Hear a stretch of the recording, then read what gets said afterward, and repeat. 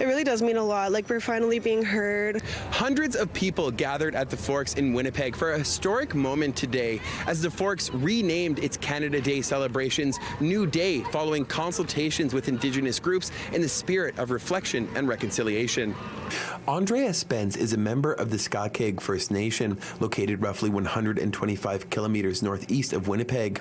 She says while the event is an important one, it's bittersweet, as the colonial roots of these lands and its acting colonial systems still weigh heavy and must be acknowledged. It weighs a lot on my heart and like my ancestors, and it's more about like getting recognition and not like seeking pity. Hope that everybody like understands the true history and that we're finally being heard.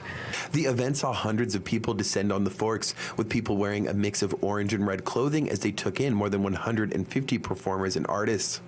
They were dispersed throughout the Canadian Heritage Site on Friday.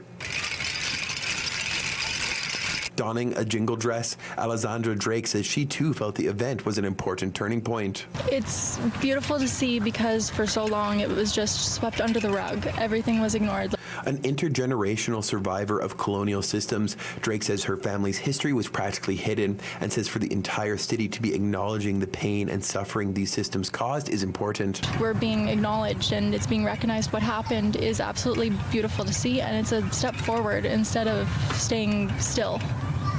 Drake says it's important Winnipeg is one of the first major urban centers to engage in such an important shift, saying it speaks to the hard work community members have been doing on the ground.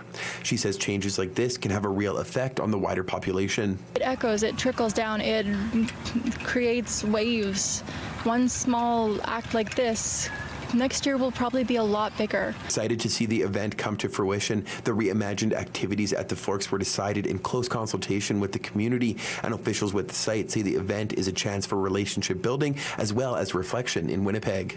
It's really nice to see community coming together. That's always what we want to be and what we want to offer here. And a lot of work and conversation and dialogue went into the reimagining of what programming was going to look like on this day. So to know that people want to be here, it means a lot. She says the organization will continue to work closely with the Indigenous community on activities around July 1st moving ahead, stressing for other organizers across the country who may be thinking about a refocused or reimagined July 1st, that dialogue is critical. It's mostly about listening and having conversations. So just engaging with community from all different areas of your city, of your country, and just being open to having tough conversations and also being open to listening to what people are telling you.